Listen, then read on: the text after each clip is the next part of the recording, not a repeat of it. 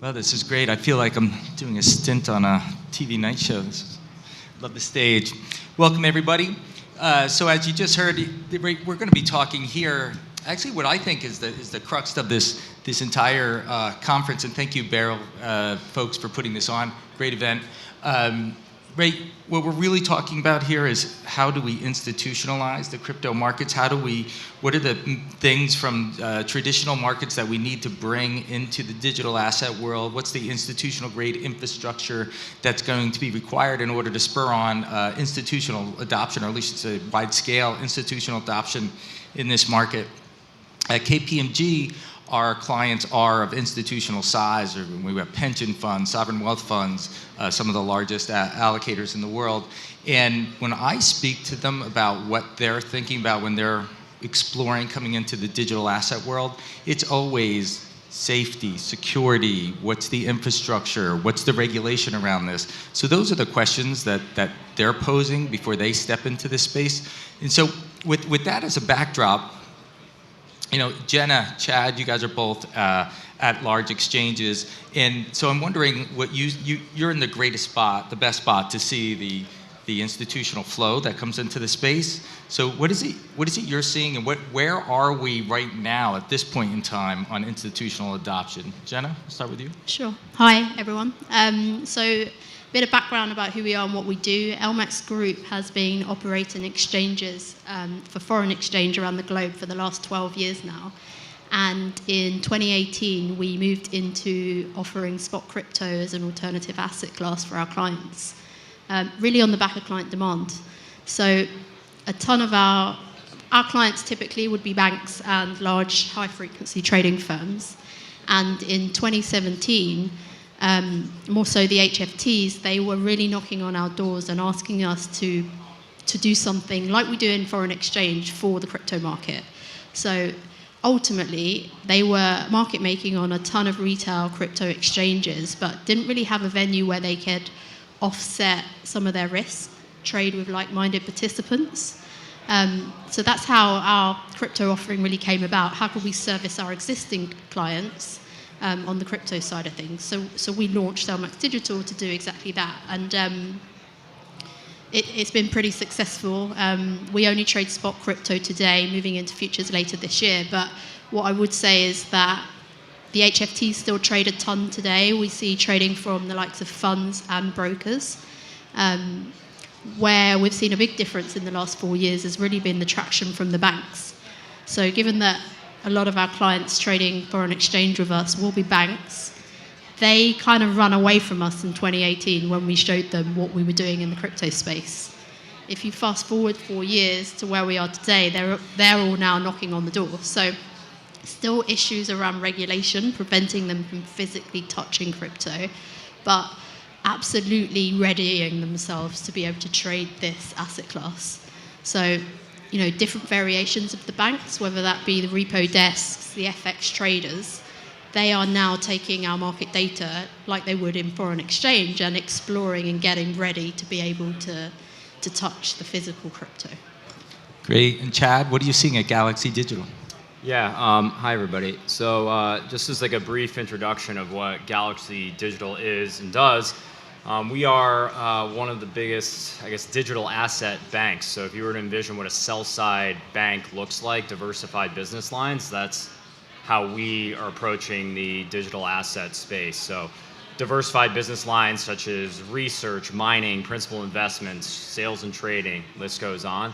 So, you know, where we pitch ourselves in my world, which is electronic trading, is actually on the OTC side. So we are an OTC, over-the-counter market maker. And we have lines across electronic trading, derivatives, manual spot trading, et cetera. So it's been interesting. I've been here for about a year. My background is in traditional foreign exchange, and seeing the evolution from foreign exchange into crypto. In particular, the topic of kind of exchange trading versus OTC trading has been really interesting. So I guess in terms of the topic of institutional adoption, it's been fascinating the amount of conversations I've had with clients or vendors who I spoke to every day in foreign exchange. And it was the same faces that are now in crypto. In terms of recent market events, it's been interesting. I guess on the downside, I think being realistic, some of the kind of crypto-specific events that have gone on have certainly, I think, slowed the pace of traditional institutional adoption. However, on the positive side, as it pertains in particular to Galaxy Digital, because of how sound we are and how we've made it through kind of these recent turbulent times, you're a traditional asset manager, a traditional hedge fund. Who in this space are you going to want to trade with? Someone that kind of looks and feels like what you saw on the sell side, and whether you're in equities or FX or whatever asset class? Probably. And what we've actually seen is in the turbulence of recent times, you're kind of more, I would label, high frequency type players have kind of fallen back to the wayside, and we've been intentionally aggressive with how we are targeting, staying relevant with our clients in these times, keeping pricing stable, et cetera. So my kind of summary, I guess, to your question is slowing, but I think the adoption is there, and how we're positioned as a firm, I think, is really great for what's to come. So that's great. So institutional adoption is actually happening now. It's coming in the market. And so on the heels of that, Sam, I wonder from your perspective, at an institutional allocator, what is it you're looking at? What are you seeing, and how does this fit into investors' broader portfolio? Yeah, it's a great question. It's an area that we've been looking at for a while. So Partners Capital, we're an outsourced CIO firm. We manage capital on behalf of a blended mix of large family offices and endowments, foundations, and other institutional investors. And we invest across all asset classes, and we have teams focused on private equity, private debt, public equity.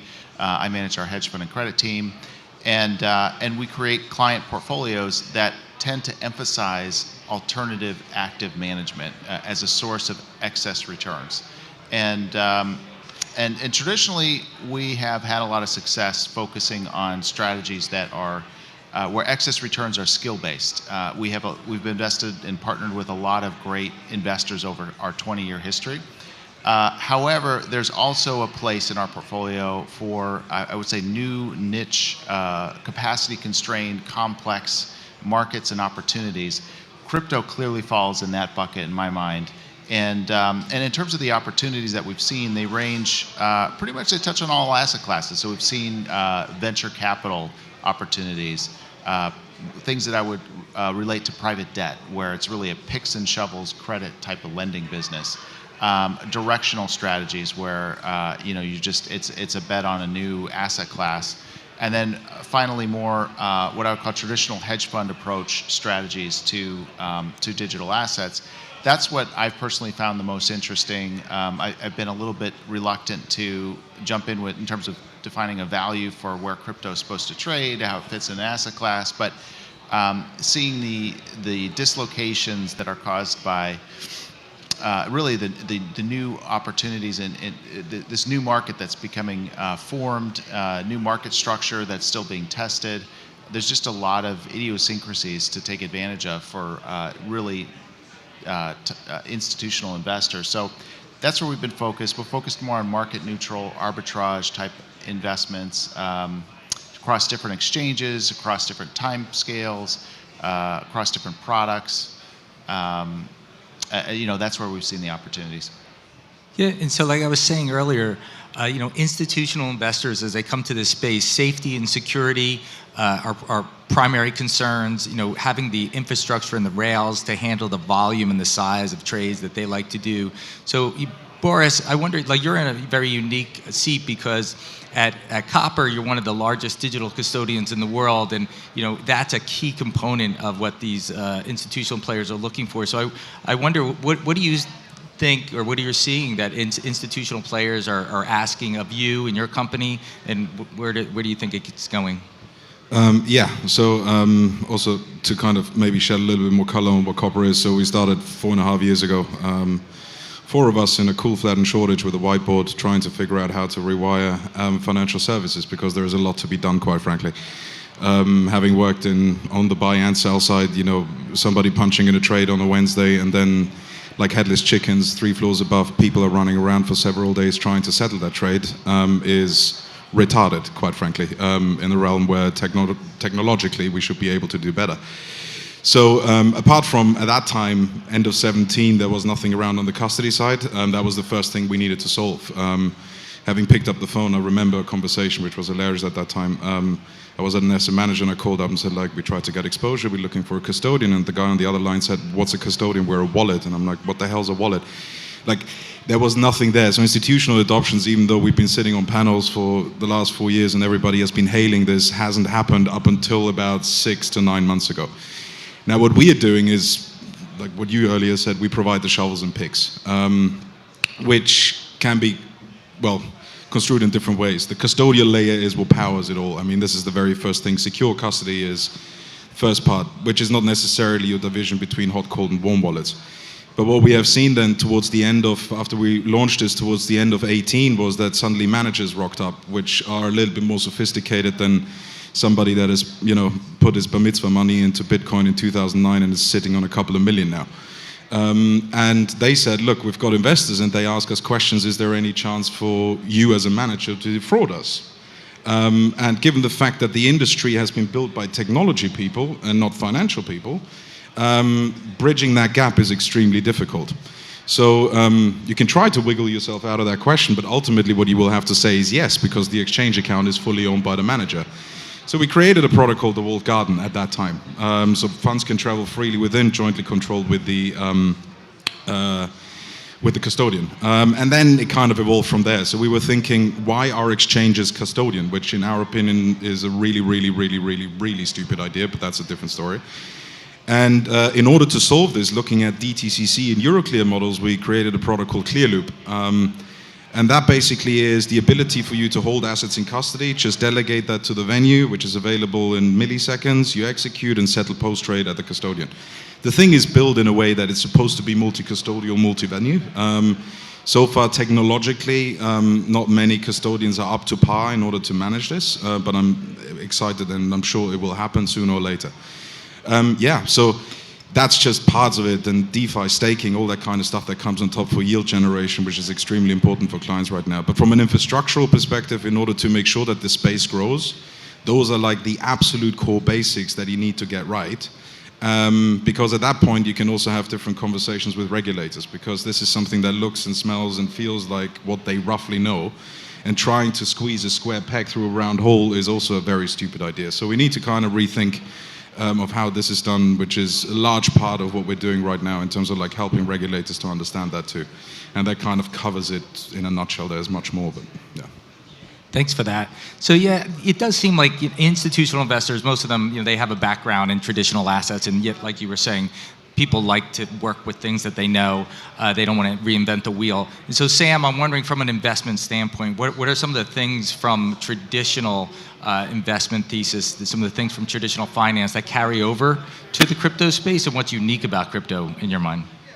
Yeah, I think, finding the right opportunities for us has really been finding things that look and feel in a way like things we've already done and invested in the past. And so figuring out, okay, credit, for example, what's really the underwritable risk behind this credit agreement and loan, and in the trading side, a part of that for us has been a strategy where we're focusing on, because I think a lot of the managing a strategy in digital assets is just like managing a strategy in FX or macro and a lot of other strategies as well, in terms of sensible risk management, identification of downside loss across different trades and instruments, trying to diversify smartly and wisely across geographies or instruments, in this case, currencies or digital assets, and then also exchanges and timescales, et cetera. So our preference has been to focus on strategies that are managed in part or in whole by experienced portfolio managers that may come from a more traditional asset and are coming over, versus more of a technologist crowd and approach. But in terms of the special attributes of digital currencies, the volatility is really high, and so that has it sort of puts it in a special category in terms of sizing it carefully, thinking about what that downside is really like, and really acknowledging that it is a volatile asset, and it's not always going to go up, but that when that just creates some of the opportunities, because when it goes down, weekends trade out of it, liquidity dries up, and so those are some of the things we've been focused on. Yeah, in addition to the volatility, I think lately what we've seen in some of the downturn, some of the issues that have arisen in the market seem to be a little more, yes, the volatility, but the liquidity has been an issue, right? And when you leave some of the top 2, 3, 4 coins, the liquidity can quickly become an issue when the market is running.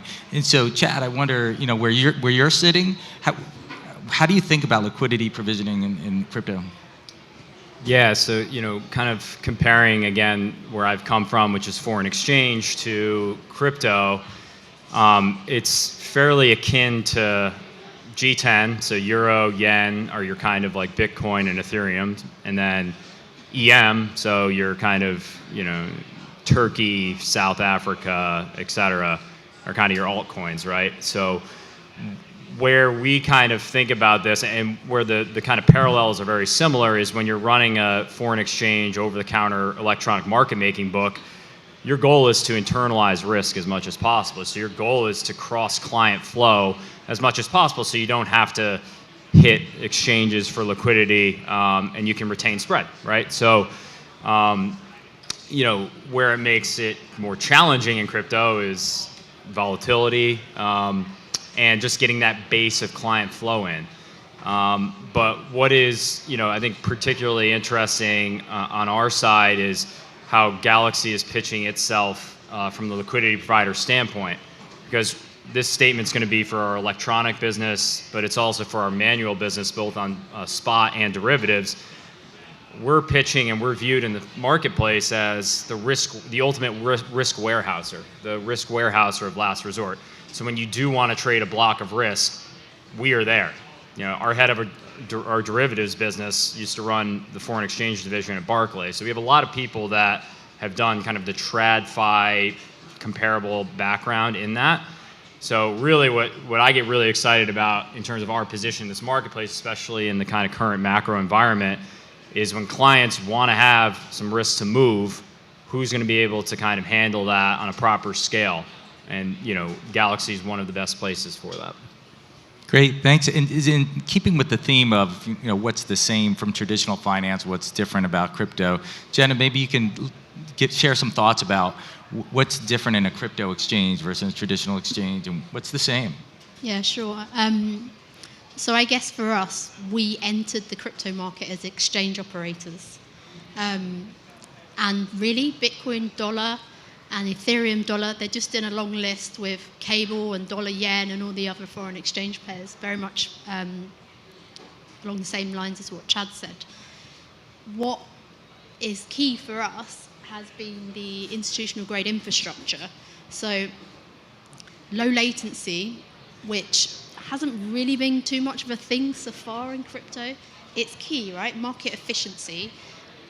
If Bitcoin falls by 10,000 or a lot more like it has done in the last few weeks, we have to have markets that are open and that are liquid. We cannot go into maintenance like some of the crypto exchanges do, because really they are built for website traffic.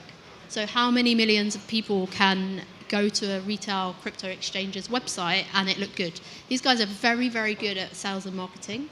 They can onboard an individual with a selfie on your mobile phone, and that's fantastic. But that doesn't really help the institutional counterparties who want to trade crypto. They need stability, they need liquidity, and that's essential for them, for the whole institutional adoption to take place.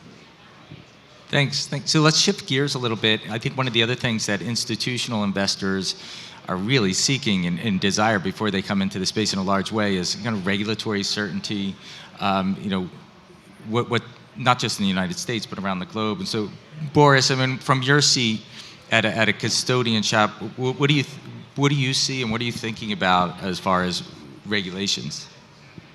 We think about it a lot, but the problem is there is not much in place.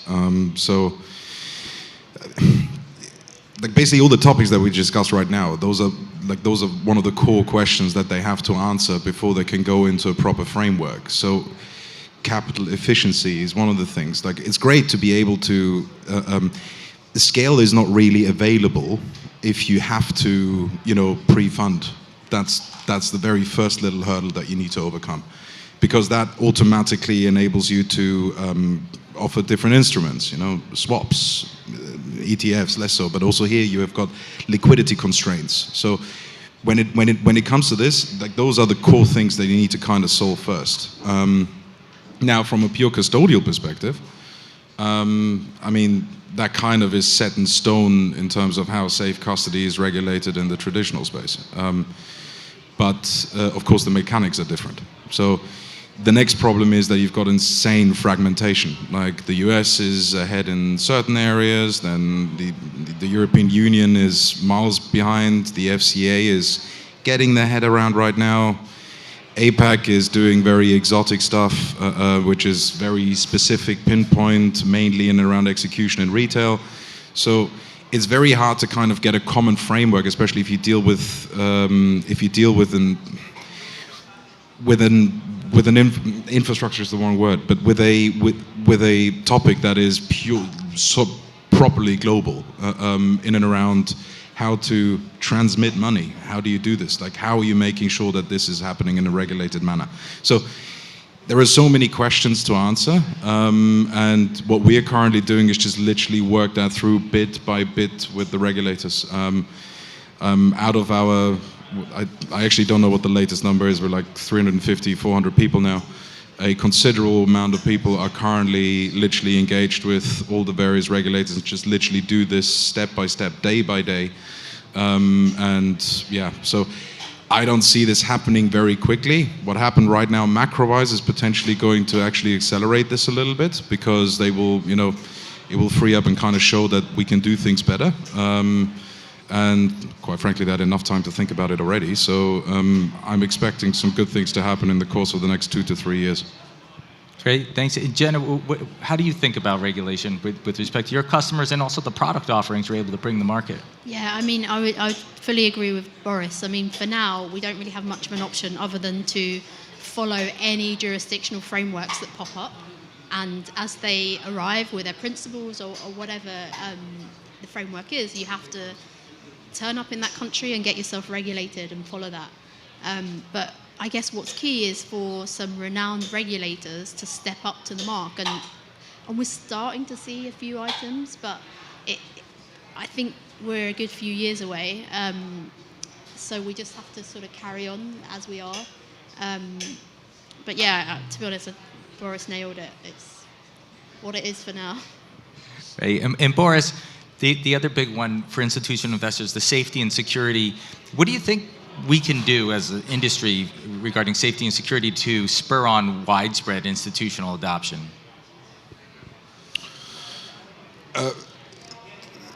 Good question. Can I ask you back, like, what exactly do you mean? Because it's like when it comes to security, there are various ways of how you can do it, right? You deal with a cryptographic asset. You need to make sure that this alphanumerical string is safe and quickly accessible, especially due to high volatility. Which, like, there are various ways of how you can do this. We have chosen to go down the route the MPC way, which stands for multi-party computation. So a private key is never created as a whole centrally. You create shards that have never come together at any point, which means there is no central vector of attack. So security always goes hand in hand with, which is interesting, what we've seen. So we currently service around 650, 700 clients, whereas we only touch institutional, so we don't touch retail. Whereas about 75 of them are crypto funds, market makers, HFTs, prop shops. That's so trading firms. And what we've seen over the course of the last 2-3 years, where other providers were out on the market in order to give access quick, the ultimate ruling comes from the investor. If the investor says that there is any fraud in and around the DDQ that has to be done by your service provider, you cannot use it. It is as simple as. I mean, I think the most regulated space on this front is the ETF space, because even end of day, you need to have the assets settled and in custody. So that's why it comes down to like speed, access, and ultimately like what we basically are is a security firm. That's ultimately what we are. About 25% of the workforce are security, and they do very, very scary things. And I can tell you that very, very scary things are being thrown at us consistently. Good friends in North Korea and other places, like consistently. But if you don't have a central point that can be attacked and you need to work yourself through layers, mathematically you end up in a situation where the likelihood of something going wrong is in the power of 10 to minus 24, 25. So very, very, very low. Security is paramount, but it always is a kind of a balance act between, am I so secure that I have to send a guy into a Swiss mountain and I now need to wait 72 hours for my assets to be withdrawn? Or is there a trade-off in order to be able to do this fast and still secure? And that balance act is quite difficult to hit. For the capital market side and anything actively trading, we seem to have nailed that. Great, yeah, so I can see the challenge that presents. So we've talked about liquidity, security, regulatory, but Sam, I'm wondering from as an investor, what is it that your team looks at? What's the characteristics that your team is combing over when they're considering a digital asset investment? Yeah, I think a lot of what we look at is what we also look at for traditional assets. So in terms of the team, the background, the strategy, we're looking for an edge. We're combing through the data. Looking at daily returns, looking for what the sensitivity is to macro risk factors. Crypto is a little bit different in that there isn't necessarily a beta to crypto. There's a lot of different ways to define what that is, and so sorting through translating things like momentum and value factors into crypto is a little bit tricky sometimes, but really what we're trying to tease out is how sensitive is this return stream to different economic environments and those shifting, just as we would with any other hedge fund strategy. I think the operational due diligence part is a key difference as well in crypto, and there's a lot of complexity there in terms of the regulatory complexity, custody, exchange risk. And look, there's some good solutions and in terms of strategies about how to deal with these issues, but they remain, and it is a complexity that investors have to deal with. At the same time, I would say the complexity creates the opportunity. So that's really why acting in a prudent manner, a thoughtful manner, but trying to be engaged early on in the process and looking for opportunities is paid for us with other similar situations in the past, and so that's why we're engaged and looking and focused on this. Thanks for that. So one of the main questions, the key questions that I have for each of you, and I'd like you all to share your thoughts, is what are the kind of the key barriers that you see currently to institutional adoption, and what can we do about them, if anything? Jenna, maybe we'll start with you. So we've covered most of them. Regulation, technology infrastructure, security, and Boris briefly touched on credit intermediation. That's a massive one for us. As we try to onboard institutions, they're pretty set in their ways about how they trade other asset classes, and it typically, in foreign exchange in particular, it happens via a prime broker. And that really is a firm, typically a bank, that will give them credit access to multiple venues, and they'll face that credit intermediator. And in crypto, it's not really there yet. There are a lot of firms that are trying to offer prime services. But if you take a large asset manager, for example, they quite like to use their traditional methods. And not having that and having to face an exchange directly will be very tough for them, near on impossible. And it's inefficient, right? So even if you forget about the funds and asset managers and you think about high frequency traders who are pretty active in the market today, if they want to market make on 30 different exchanges in crypto, they have to fund 30 of them. I mean, that just doesn't work in the grand scheme of things. And yeah, they'll have relationships with different exchanges where they get given sort of different credit lines. Some of them will allow them to settle post-trade. I mean, that's not something we would do. But until we get that real prime solution where the prime broker or the credit intermediator is taking risk on the credit side, I think that's one of the biggest barriers for true institutions to enter the market. Thanks, that's great. Chad, what do you think? Yeah, I just echo Jenna's point, particularly on the prime broker piece. Few firms trying to do it in their own way, but that's something that I think is a pretty big block. Not well. Yeah, pretty big block. Yeah, pretty big blocker in this space. The other piece I touch on that a few people have mentioned is just the operational complexity piece. You know, again, comparing back to foreign exchange, like, you know, if you want to trade on exchanges, you need to post inventory, how you manage that, how efficient you are at that. And that's actually something I've found that can differentiate a provider other than price, is basically how operationally efficient are you? How automated are you on your settlement? Which is something that, you know, we take particular pride in. But yeah, I mean, I guess just, you know, echoing kind of the points on just general, you know, these market conditions, you know, this past week and a half or so, where it's been particularly precarious in the macro environment, seen almost in my 12 months here as much, you know, institutional inquiry on us and client inquiry, which I think is a factor of a couple things. One of which is many providers are backing out in these environments, and that's where we're here. But I also think it's kind of, you know, there is this opportunity set out there, and there is this need for a, you know, key providers that can offer you an array of services, which is what, you know, Galaxy can do. Just one quick follow-up, Chad. So, you know, on the point of the prime broker, that missing component that's here, I mean, would it be helpful, do you think, or hurtful that if a big balance sheet provider type of bank came into the market in that space? Yeah, I mean, so there's a couple names out there that I won't name here, but that have big balance sheets and are trying to basically leverage that to do that that intermediation piece. But again, like, it still is remaining to be seen how well that can be done. So. And Sam, can you share your thoughts?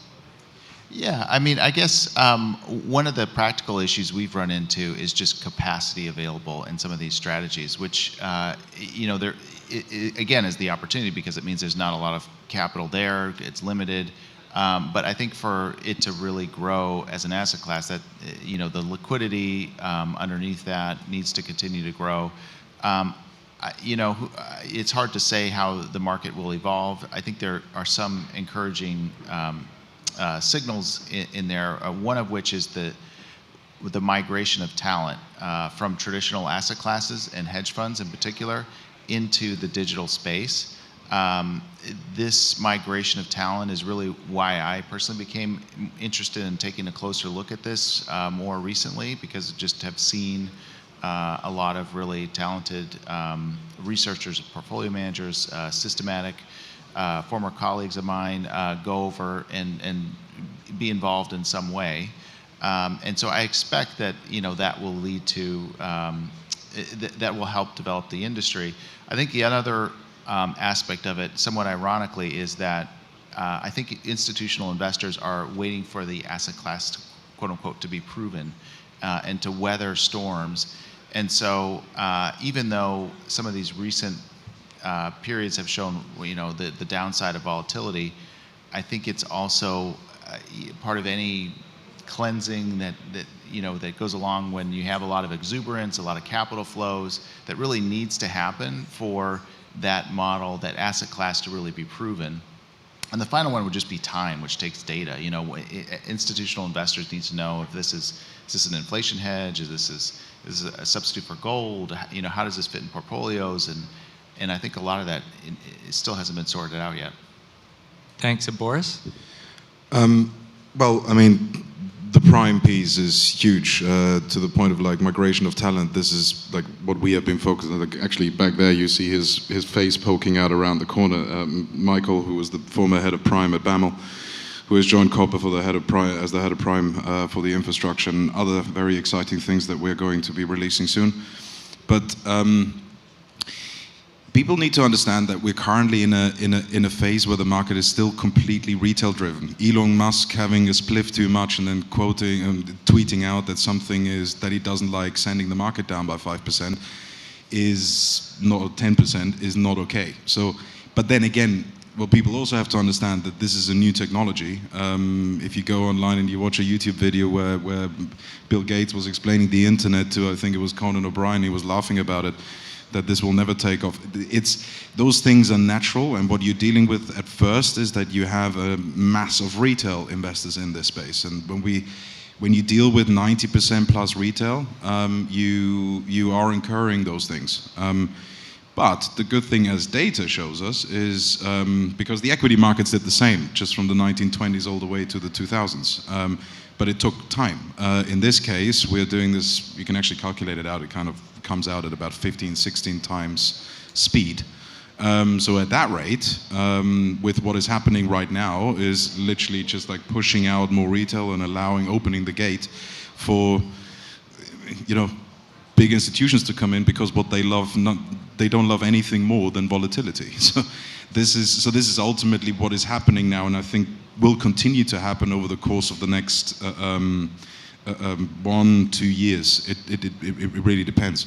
What you also see is that correlation that goes up, because when the tech stocks are crunching down on the Nasdaq, it's very interesting to see of how quickly crypto is following in order to potentially cover margin calls or whatever else it is. But that also means that you've got big players in the game already, and I can assure you they're already there. It's not with the flagship fund. That is, it's a separate entity set up offshore in order to kind of do this with prop money. But they're already there. It's just like waiting for the right spark. So, and what is one of the key things is Prime. But what the Prime offerings that label themselves Prime nowadays, they are not, because they deal still with the underlying infrastructural issue of having to pre-fund venues, which is one of the core things that doesn't allow you to scale. So I'm sure when you go through the exercise of like, we've got several funds like 300 million plus, they literally have in their prospectus, at no point in time am I allowed to put more than 10 or 15% of my AUM on a given venue. It doesn't matter if the liquidity is great and they could make more money there, they're just not allowed to do it. So those things are the ones that we need to unlock in order to make sure that this can happen all efficiently and grow. Very insightful, thank you. The other thing that institutional investors look for, especially as the asset class matures, is trading away from spot and trading in derivatives and gaining other points of access, maybe nonlinear returns. Jenna, maybe you could speak to what you're seeing in the market, derivatives-wise, futures, options, things of that nature. So we're a spot-only venue today. However, plugging LMAX here, we will be launching a futures offering later in Q4 this year.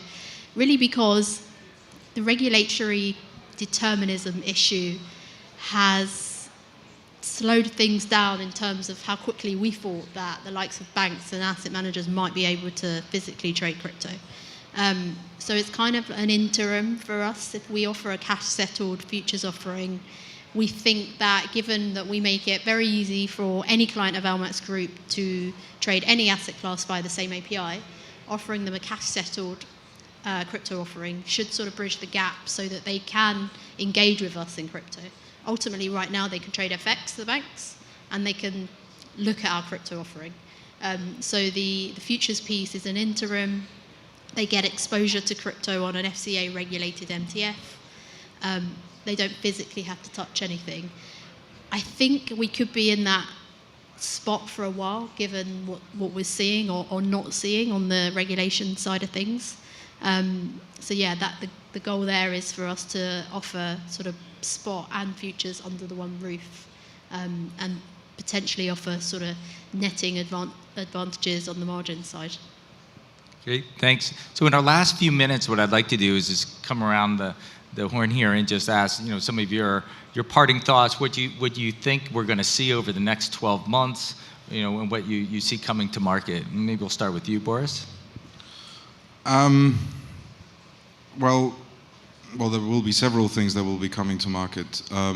Just touching back on that point, I mean, if you look at the big investment banks, there is one row that trades spot, and then there are 55 that are trading derivatives. That's basically how the market is, and that's in many ways how it should be, because it opens optionality. So at the end of the day, this is what I see happening more of, because I think on the pure retail side, we're pretty well covered, even though, I mean, the latest news with things like Celsius and stuff is bad, but also necessary, because you finally see the dirt under the hood, and there is a lot of that about. What I'm expecting is from a infrastructure and offering perspective on the derivative side, if you want to target those big buy-side players, BlackRock's book in Europe is swap only. So something needs to be done on that front. More in and around the infrastructural piece. Exchanges are slowly waking up. I mean, the SEC has the paper that was brought out a couple of months ago, I think, or a couple of weeks ago, in and around how exchanges need to treat the collateral that is sitting on the venue, because some of them are waking up to the fact of oh wow, there is a thing called segregation of duties. So how am I doing this? So I'm expecting more to happen in and around this, and then we will see most likely, some of the people that have a lot of dirt under the hood. There will be a series of death, which is deaths that are necessary for the space in order to evolve. So what we've seen the last couple of weeks is not something that will is a singular occurrence. You will see more of that in the coming months and the coming 12 months, which means that you're left with players that are actually able to service that market efficiently. Great. Sam, your thoughts? I think it's really challenging and difficult to say how everything's going to play out. I'll be interested to see how it all goes. I think there will be potential opportunities. This reminds me a little bit of some of the commodity markets where you have producers and you have in some cases real miners mining metals, and you have a commodity cycle, and there's a cleansing of all the producers, and capital gets destroyed in some cases, and production moves to the most efficient producers. And in those opportunities, there's a lot of classic distressed, stressed credit type of hedge fund type of opportunities there. Personally, I'll be focused on areas where we can see real value, and we don't really have to take this big macro call on exactly how it's going to play out. Great. Chad? Yeah, I think Sam and Boris nailed it with respect to this necessary cleansing of, just cleansing of what's been going on, right? Because if you take a step back from a macro side, we've had this era of free money for years and years, and a lot of just aggressive chasing of yield and extra return, and it's been honed in, necessarily so, right? So, in terms of macro, what do we need for crypto to go higher? I think it really comes down to two simple things. Inflation needs to cool off, and the Fed needs to pump the brakes on rates, right? So rate expectations, Fed rate expectations, knock on wood, I think are kind of, coming to a flat line level at this stage. But, that's what are we doing at Galaxy in the next 3 to 6 months, where we're still in this tenuous kind of market environment? We're digging in. This is the time for us to get all of the things that we're working on from an infrastructure perspective, from the clients we're penetrating, because as both these guys to my left said, clients are looking for that provider or providers that weather the storm and can be there in difficult conditions. And I also think the point that was made about crypto making it through really tough macro times. This isn't like 2018, right, where it was crypto specific. This is like every macro asset class is struggling right now, and crypto getting through that crescendo and being able to be strong, that's what I'm excited about at Galaxy, because we are one of those providers that have been able to weather the storm and are going to be there. So. Thanks. And Jenna, you get the last word. Yeah, sure. I think just to add, what's really in these downturns, what we tend to see is how resilient Bitcoin is as an asset. And I think as a result of that, and we've seen it many times, we tend to get the regulators pipe up and the institutions to start querying and getting involved again. So I think we'll see that in the coming weeks or months. And I think all of us on the stage here are still hiring and still going strong. So we'll be trying to... There is one more point, which I think is, we constantly talk about Bitcoin and Ethereum, which is definitely important, at least for the time being. But what people seem to sometimes forget is the technological layer underneath, which is actually the far more interesting part, to be honest. So to the 12 months, what I wanted to say is, because there is active work already happening. Some of you maybe have seen the news with State Street and us providing the infrastructure to them. And there are, in the coming months, you will see many more to follow. But what it ultimately comes down to is that they're not in the game because of Bitcoin and Ethereum. This is important to understand. They are in the game, like we initially said about when we talk about the settlement layer, what the blockchain technology actually can achieve.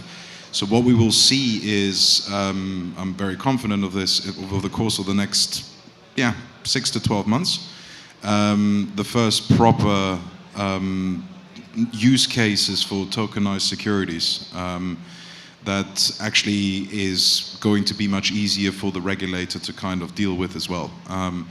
So maybe more like for back office and internally for the bank, but you will see not just like sporadic between like SocGen and I think it was Credit Suisse where they did a tokenized fixed income trade.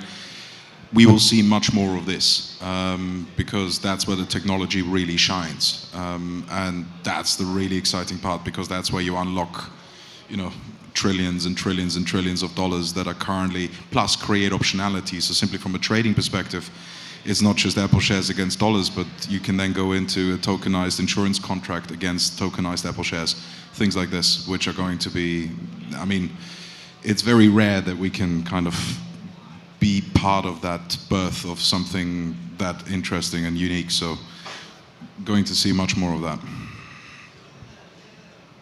All right, and with that, I'd like to thank my panel members, and thank you.